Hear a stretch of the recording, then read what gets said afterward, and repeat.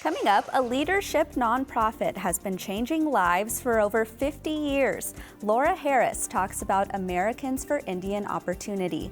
Plus, an Indigenous hockey team in Canada is shattering records. And we meet the Muskogee lawyer who served an eviction notice on Atlanta's planned police training facility. I'm Malia Chavez. Join us for those interviews, plus headlines from the ICT newscast. This program is made possible by the Corporation for Public Broadcasting, a private corporation funded by the American people. Arizona State University welcomes 3,500 Indigenous students from Arizona and across the nation. It serves one of the largest populations of Indigenous students among U.S. colleges and universities. We created a sense of place for tribal nations to create futures of their own making through community outreach and research, taught by world-class Indigenous faculty where they see a reflection of themselves and their experiences. Find community at ASU.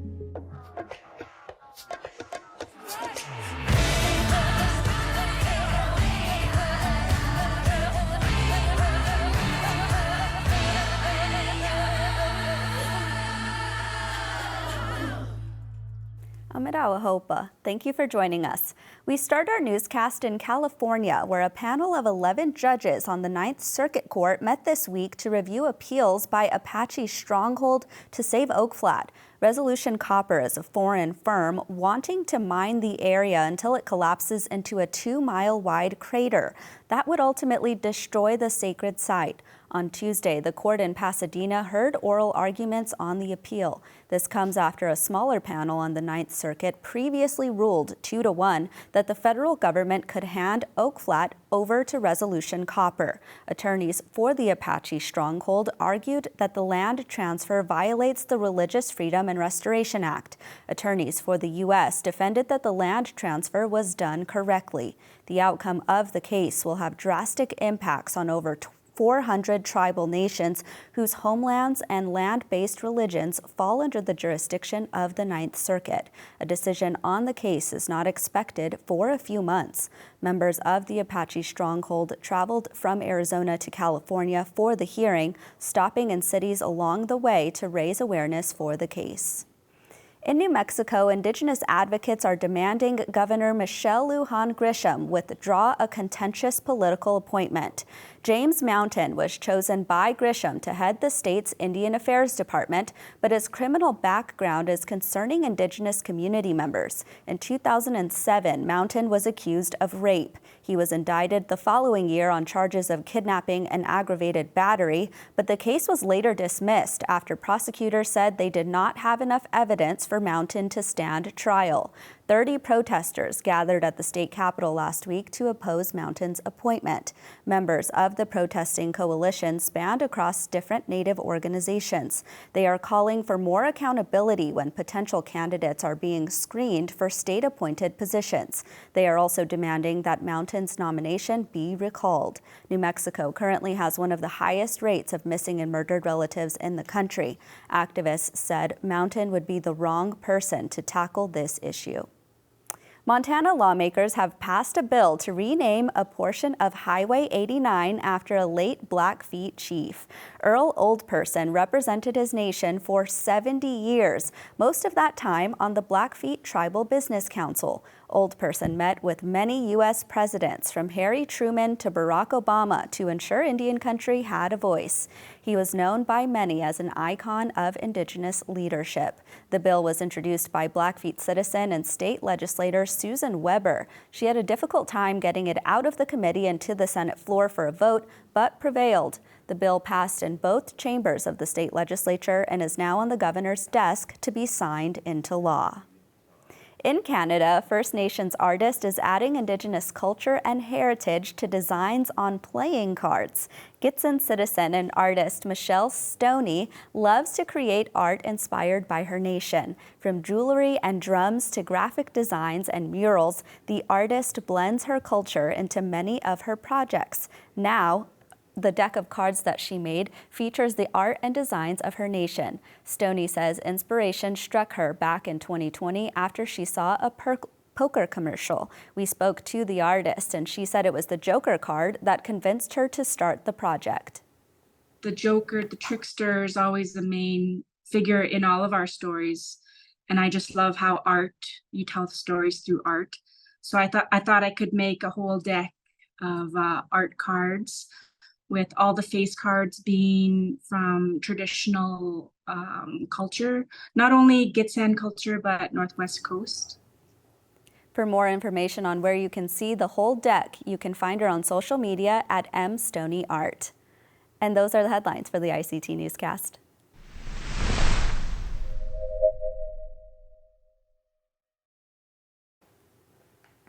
An Indigenous hockey team in Canada shattering records and racism on the ice. APTN's Angel Moore tells us how anti-Indigenous sentiments on the ice and in the stands helped them to form the team.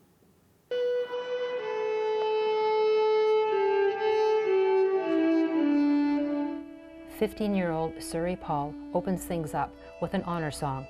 And then, just before the game, a hockey tradition familiar to everybody, O Canada, but sung in Mi'kmaq.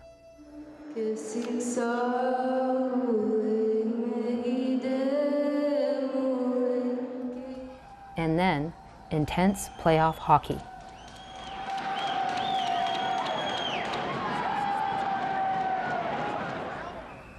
The Eskasoni Junior Eagles are battling the Pictou County Scotians. The winner of the series goes on to the division final. Eagles team captain Sonny Kabaddi is confident of victory. They're a grinding team. They're hardworking. So they're obviously not a team that's not counted out right now because they have a lot of firepower there. So we just gotta keep working hard, and we'll do fine. Kabaddi led the league in scoring with 42 goals and 50 assists, 4 points short of the league record of 96. In addition to Kabaddi, 4 junior Eagles sat atop the league's scoring leaders at the end of the season. They include Dante Basque, Marcellus Francis, and Jacob Denny. All of them are Mi'kmaq. In fact, Coach Matthew Gould says hockey scouts are checking out the players. Oh yeah, they're scouts calling me. They wanted Sonny, Junior Ray, even across Canada. But we love him here, and we want to keep him. Caleb Gould is a super fan and attends every game. Yeah, good. Since day one. Number one. Yeah, number one. Number one, bro. Woo! Woo! Woo! Mi'kmaq flags are proudly displayed in the Dan K. Stevens Memorial Arena at the Eskasoni First Nation. The Eagles are the first Indigenous-owned and operated team in the Nova Scotia Junior Hockey League. They have Indigenous and non-Indigenous players and were formed about 5 years ago by Eskasoni community members. We figured as our own community and with isolated community, like we're in the middle of Cape Breton, and giving our boys an option to play in this league. It was a time when racism in hockey was making headlines. Now, Mi'kmaq players can play hockey in their own community, says Eskasoni Chief Leroy Denny. Racism will always be there, and just a matter of educating, and I give credit to the league for allowing us to express our culture, our songs, as you see in our games, and our language, and commentating in our language. Denny is an owner, president, and play-by-play announcer. His commentary is in Mi'kmaq, and the game is live-streamed on social media. Able to showcase and educate people of who we are as Mi'kmaq people, as Indigenous people in this country. It's a chance to hang out with friends and celebrate a goal. The arena is packed with about 800 fans, including Layan Francis, a goalie for the Cape Breton Blizzard hockey team. Because it's fun, energetic, and there's fun things to go do to celebrate. The sport brings the community together, including the very young. Enjoy the game. Fan Thomas Denny says, I feel great about this game. The Eagles got it, We got a lot of firepower on the team, and we're coming to prove everyone wrong. On the other side of the arena is another fan, the Premier of Nova Scotia, Tim Houston. His son plays for the Pictou County Scotians. Houston says the Eagles' home games are a lot of fun. Look how successful they are now from working at it, developing kids. Some of the top players in this league are from this community playing on this team. So it's great to see, and I love coming here. Leroy rubs me a little bit sometimes, but we're great friends, and I'm really, really proud of this association and what they're doing here. 200 t-shirts were donated to give thanks to the fans. They soon become souvenirs. Gould appreciates the support. We had a packed house tonight, and we appreciate all the fans coming out and supporting us and cheering the boys on throughout the season. 17-year-old Marcellus Francis is in his first year and already knows a hockey cliche when being interviewed. It's a team effort. Feels good. I obviously couldn't do it without these guys. They helped me a lot. It's fun playing with them. Yeah. The Junior Eagles won 7-3 and are on their way to the division finals to face the anti-Indigenous AA Munro Junior B Bulldogs. Angel Moore, APTN, National News, Eskazoni First Nation.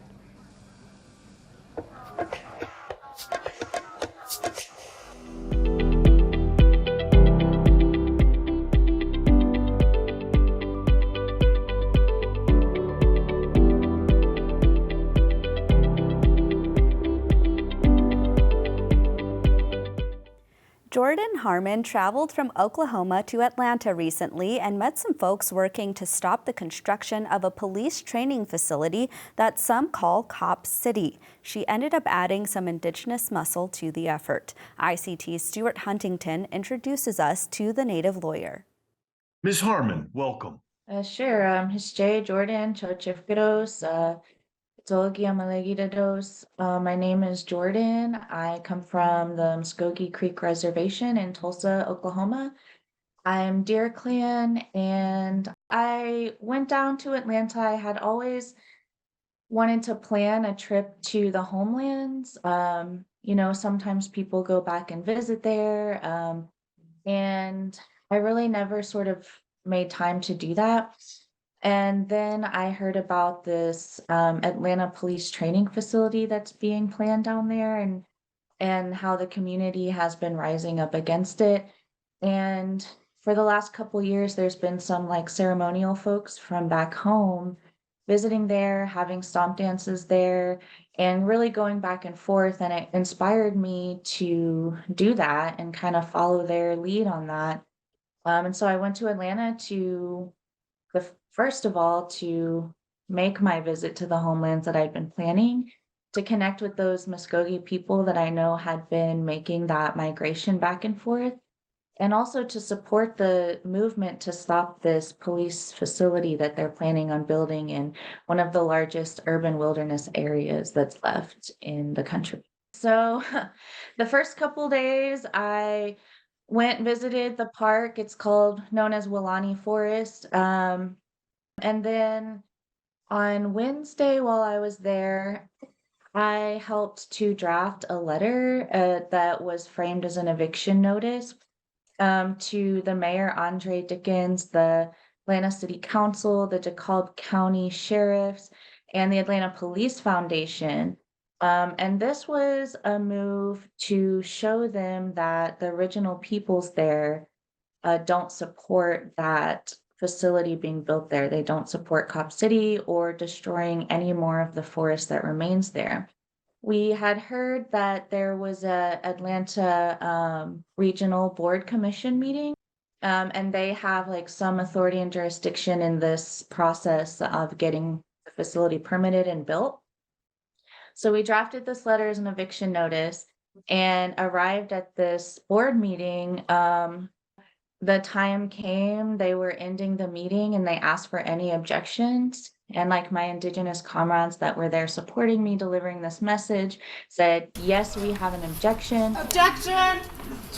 Objection! We have a letter being delivered from the Muskogee Creek Nation on behalf of Muskogee Creek spiritual leadership in opposition to Cop City. I came all the way on the Trail of Tears to deliver this letter to you folks. We want you to know that the contemporary Muskogee people are now making their journey back to our homelands. and hereby give notice to Mayor Andrew Dickens, the Atlanta City Council, the Atlanta Police Department, the Atlanta Police Foundation, the DeKalb County Sheriff's Office, and so-called Cop City, that you must immediately vacate Muskogee homelands and Actually try to deliver it directly to Mayor Dickens, but he did not, he reacted by like kind of fleeing away really quickly with his security. And I just kept trying to read the letter to him as he went away down into the staircase, and that's kind of what happened. Mayor Dickens, can I give this letter to you? We did not intend it to be a protest at the time, but I think sort of like, it became something like important for me to say at the time. And the narrative that the city and the county and the police want in the media is that it's only white people from out of state who have no connections there who are trying to protest this Cop City. They're just basically troublemakers. And that's just really not true. This is really a Black-led movement in Atlanta with Indigenous solidarity, and the local people there have, expressed that they want the solidarity from us, and we want solidarity with our land in our homelands. And that's really what the movement is about. And that turned out to be just a really good opportunity to make that known so they could see us as Muskogee people in the area where our ancestors were. According to the history of Muskogee peoples, we originated in so-called Georgia, near the Ochese Creek, in the valley of the Ocmulgee River, as individual tribal nations. We lived as stewards and in relationship to this land for more than 13,000 years until the illegitimate state of Georgia. This was my first trip back to the homelands, and I was thinking a lot while I was there about, how it felt, what it was like what I'd always thought it would be like. And I was very grateful to be there. I was really grateful to be with the ceremonial traditional people there, sharing that with this land. But a part of me was really sad too, because I never really imagined going there, having to defend it the way that my ancestors did. I wanted to go there on like a personal ceremonial journey.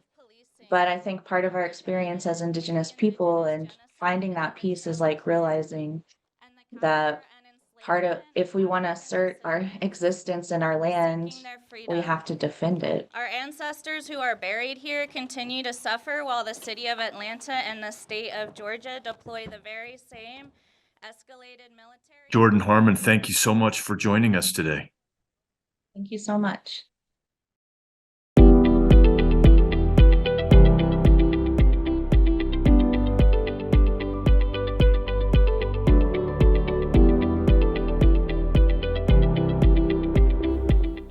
Indigenous values are at the heart of a program started by a Comanche woman over 50 years ago. LaDonna Harris, now in her 90s, has developed Native leaders across the world. ICT's Shirley Sneve spoke to her daughter, Laura Harris, who now leads their nonprofit organization. Laura Harris has led Americans for Indian Opportunities for 25 years. It's the organization started by her mother, LaDonna, in 1970. Simply put, it's a leadership development organization, but over the years, it's become much more. Welcome, Laura. Thank you, Shirley. It's good to see you. So in a nutshell, what is Americans for Indian Opportunities?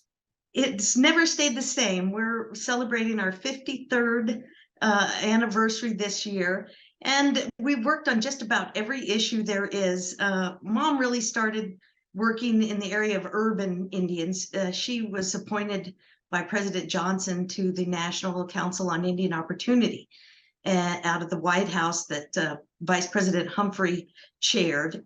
And out of that work, she thought that, urbans were invisible. And so she spent a lot of time holding hearings around the country in cities to learn more about this invisible population. It's like 50 years later, and we're still kind of invisible, but AIO's come full circle, and we're working on urban issues again. But Americans for Indian Opportunity advocates for Indigenous rights here in the United States and around the world. And we've done that in many different ways, like I said, but it's through Indigenous values-based leadership development, hosting several Indigenous networks, national and international networks, we're also working to help indigenize other people's leadership programs. So we haven't had a new cohort of the ambassadors program recently because we've been working with other organizations to help them include Indigenous values and Indigenous worldview in their leadership programs. That's been really fascinating.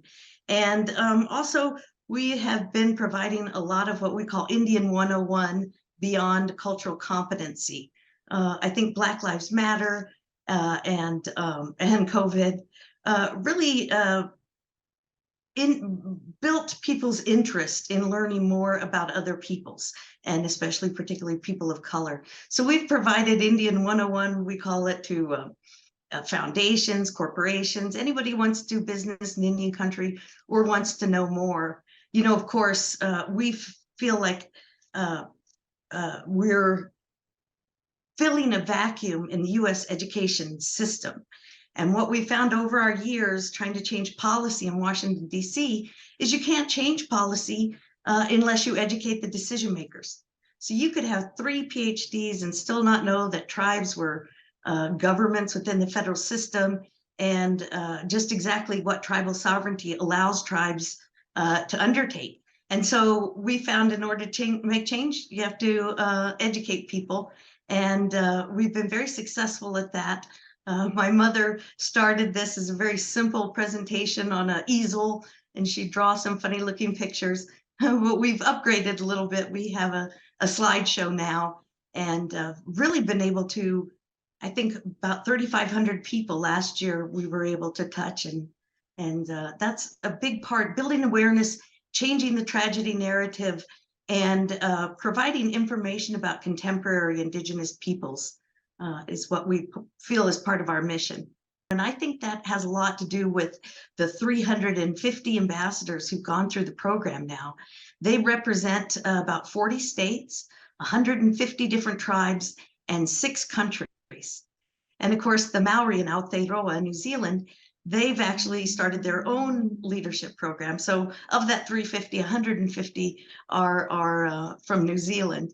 But those values really resonated.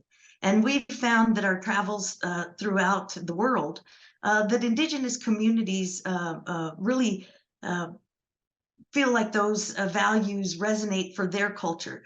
And we found them to be fairly universal. The other thing that I would imagine it would be important for all of these leaders is to meet each other.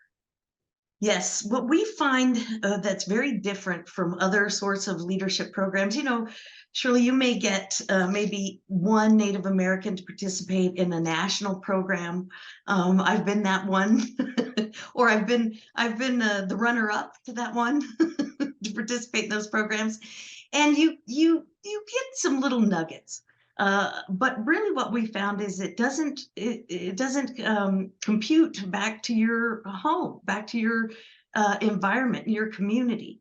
What do Native American leaders need, both tribal, nonprofit, urban leaders? And what we found is really centering them in their cultural identity. That's what makes a good leader. And I think that's probably universal as well, not just for Indigenous peoples, but knowing who you are and where you came from and being proud of that and being able to lead from that. You know, we've been told so many times, Native Americans and people of color and women, that we're less than because of our culture, because of our identity or our gender. But in fact, it's absolutely the opposite. We are more because of our culture. And when we bring our cultural identity and our values to everything we do, and particularly to work, whether that's in a corporation or a foundation, that we're a stronger leader and that we have a lot more to contribute. We think that these values, we affectionately call them the 4 R's, or Hayaroquet. Hayaroquet in Comanche means the number 4, but it also means just right. This is just right. And these 4 R's, relationships, responsibility, reciprocity, and redistribution, these are human values, but we think that folks need to be reminded of them. That was Laura Harris for Americans for Indian Opportunity. We end our newscast today with a preview of a major event happening next week. The Indian Gaming Association is hosting its trade show and convention in San Diego, California. The 4-day event starts March 27th and ends March 30th. The gathering is in its 37th year and is the longest running event of its kind. The trade show will host hundreds of speakers and exhibitors, as well as educational workshops. IGA is the largest gathering of tribal leaders and casino executives in the country. ICT will be there to bring you daily coverage and insight on the gaming industry landscape. Join us for our special coverage of the Indian Gaming Trade Show beginning Monday, March 27th.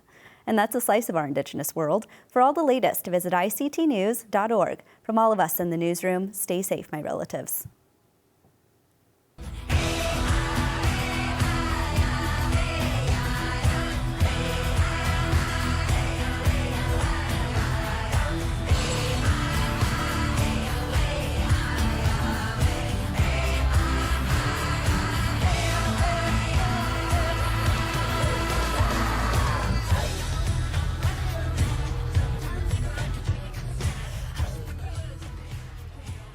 This program is made possible by the Corporation for Public Broadcasting, a private corporation funded by the American people.